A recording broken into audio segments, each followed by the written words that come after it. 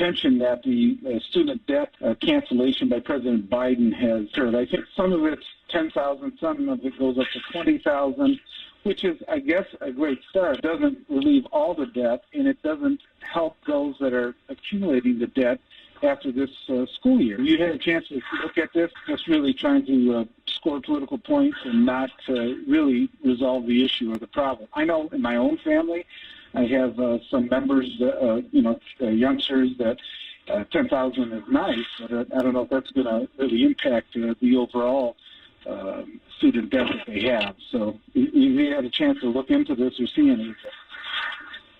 Well, I've seen an overview. I read a couple of the articles, definitely to score political points. At the same time, some people would say you got to give him some credit because he's really, the first president in a while to really try to deal with this. I mean, Barack Obama also introduced some things.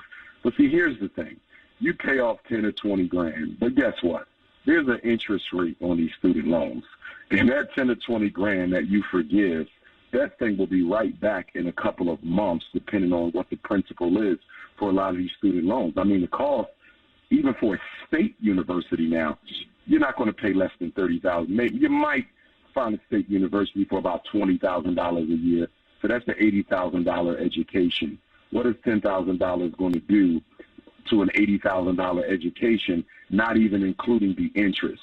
So to me, it's a Band-Aid. It's not a solution. I don't think there's ever going to be any long-term solution for the student loan situation. Why? Because the bankers are eating so comfortably. There's too much money being made off of these student loan traps. And I don't see them going anywhere anytime soon because just as we said about how the teachers' unions are so intertwined with the educational institutions, and just like the drug company money is so intertwined with the professional mental health associations, I would even argue that the banking money is so intertwined in political campaigns. I mean, who are the top donors to the campaigns? I mean, even in front of teachers and police, it's the banks.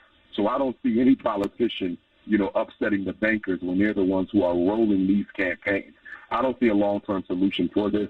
I think we need to start looking at industrial education again for our children, and we need to start fast-tracking them through real estate, investment training, the financial market, and things like that. There's so many other ways to live your life and be comfortable, than to go to college. But, of course, I'm not against college. I got 6 degrees myself. But if that child isn't going to college to major in something that is going to be economically relevant, then you might need to sit them down and have a conversation about that. How do you hold the universities accountable? Because it seems like they can just raise tuition, they can raise costs of dorms and everything else at will. There doesn't seem to be any check and balance on it.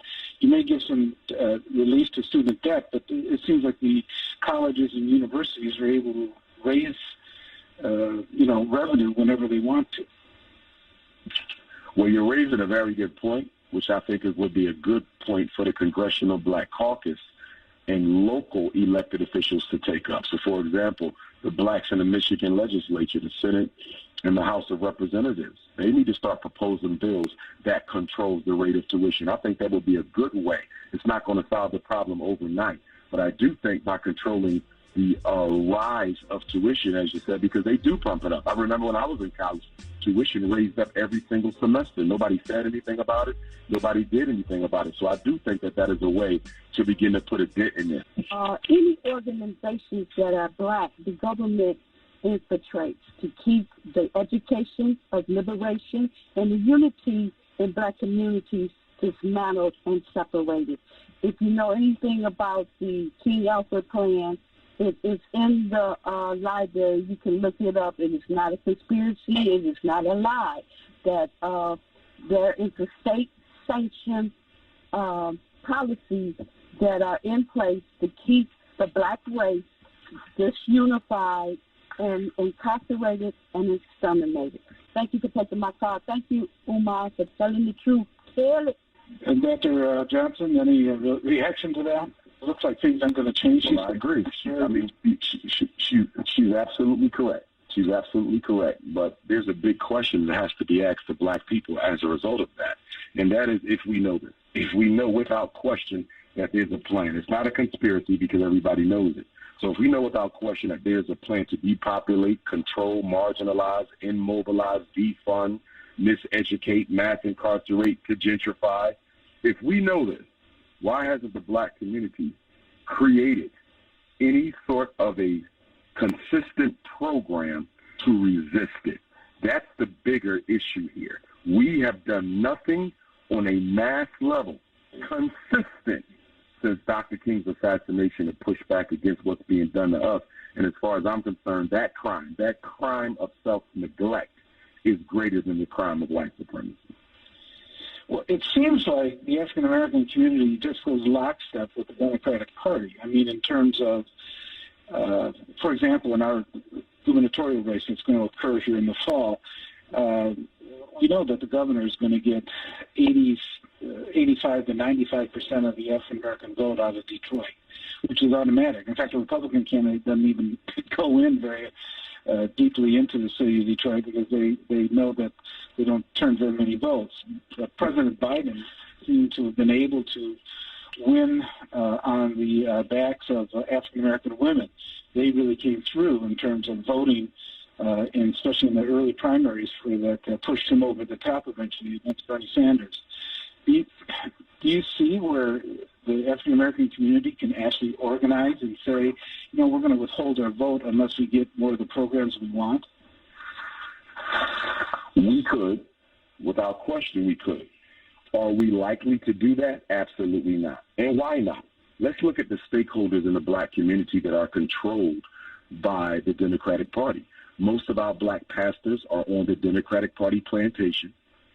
Nearly all of our elected officials are on the Democratic Party plantation.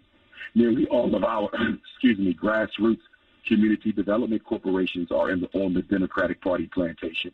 So when you look at the stakeholders who black people interact with on a daily basis, who they go to for hope as well as for resources, pastors, politicians, grassroots organizations, they're getting a monolithic message that says vote for the Democrats. So if the people who I think care about me are telling me to vote Democratic, then I'm going to believe that the Democrats care for me. So really the sin or the crime is not so much the white Democratic Party, but it's their plantation slaves. It's the slaves of the white Democratic Party plantation that are really keeping black people locked in by constantly promising them a better tomorrow is coming through the Democratic Party where they know that it's not. And so why do they lie to black people? It's because they get those crumbs. They get a little bit of cotton, they get a little bit of sugar, they get a little bit of rum, they get a little bit of indigo. They're allowed to keep some of the slave masters' crops for themselves. And as a result of that 30 pieces of silver, that proverbial Judas, 30 pieces of silver, they're willing to turn back the clock of progress for black people 50, 75, 100 years as long as it benefits themselves. We're the only people who will turn back progress for an entire race for a personal agenda. The problem, though, seems to be that, let's say that the African-American community holds back and says, we're not going to do anything until the Democrats show us a real program and start to enact it. If they don't vote, then the Republicans take over, and they seem more draconian in their efforts, being against African-Americans than the attempts by Democratic Party to at least try some programs and things like that. It seems like the Republicans would be even more draconian facing African Americans if they get in. Here's the question, though. How was Joe Biden's presidency any better than Donald Trump's? How was Barack Obama's presidency, qualitatively, non-emotionally speaking, any better for black people than George Bush's? See, the issue here is not whether neither party will serve black people, because neither party will serve black people. The only question here is, do you want to die a slow, painful death, or do you want to get it over with? The Republicans are going to be direct, honest, upfront, and they're not going to shield their tactics. The Democrats are going to be manipulative, underhanded, emotionally exploitative, but the goal is the same. The Novocaine that the Republicans got is no different than the Novocaine that the Republicans got. The only difference is how they administer. They're both slave masters. They just have a different way of managing their slaves. And the question is, do we want to be a slave at all? That's the question. And too many black people are willing to be a slave as long as the oppression is not as brutal. And that's why we're going with the Democrat, the passive slave masters, versus the Republican, the aggressive slave masters. And people like me are saying, let's get off the plantation altogether, rescind your membership in those parties, build an independent black political base, and demand change from the force of a collection of black votes. We're never going to get anything as long as the Democrats know you're going to vote for them no matter what, and the Republicans know you're going to ignore them no matter what. It's like buying something before you bought the product. How can the business owner respect you?